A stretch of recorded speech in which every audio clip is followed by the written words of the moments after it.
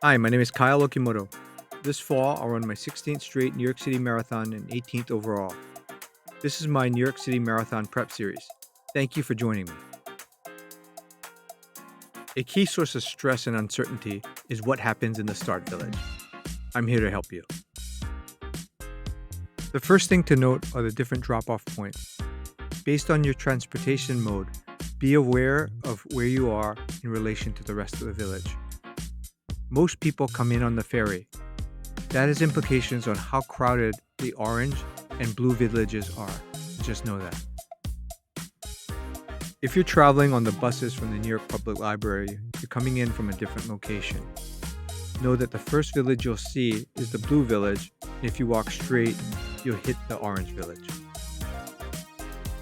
And rideshare comes in on a different location, closer to the pink village. I believe the fewest number of people come in on rideshare relative to the public library bus or the ferry, so bear that in mind because it has implications on what aspects of the village people are exposed to. Then notice the different village colors: blue, then orange, and finally pink. Now let's zero in on each of the villages and see what's there.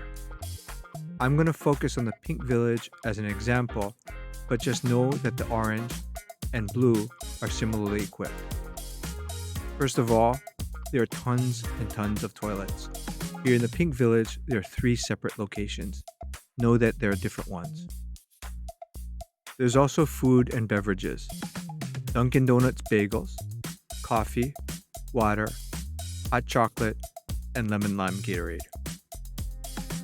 There's also recycling, so as you leave the village and head to your corral, try to recycle some of the items that you brought with you. Each village has a runner's tent.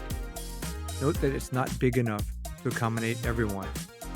So if you're in one of the later waves, know that some of the runners from waves 1 and 2 will vacate the tent, and you will have the opportunity to wait underneath the tent in a few minutes.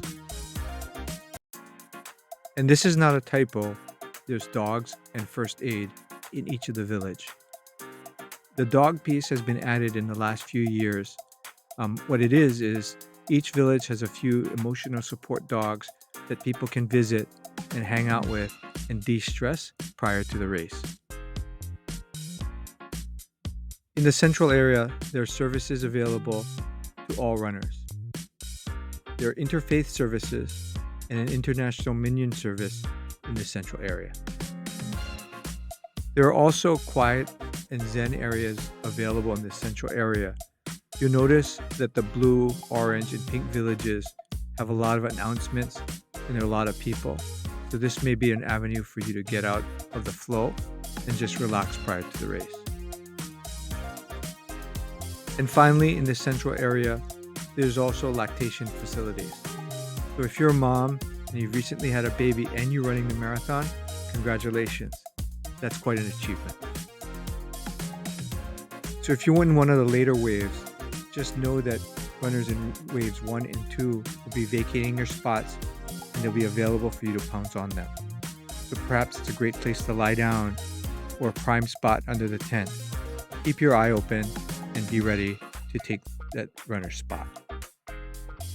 My second tip is I love the pink village. Most runners tend to hang out in the blue or orange villages because they're dropped off from the New York Public Library or from the ferry. So people only make their way down to the pink village when it's about time to start. As a result, the pink village tends to be emptier. There's room to spread out on the pavement and it's a lot quieter, but that's how I feel. So if you feel overwhelmed in the blue or orange village, make your way down to the pink village and spend some time there.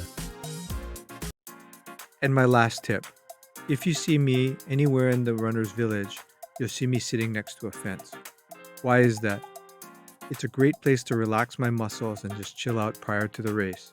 And so I grab a cardboard blocks, I flatten it, I find a pole and a fence next to it to sit down, and I sit there and I just relax. It's a great way to make sure that I don't stress my muscles or get too tight before getting onto the bridge. Join me for my next installment. And check out my Substack at kyleokimoto.substack.com to read more about how you can prepare and best manage Marathon Sunday logistics so you can get the most out of this iconic race.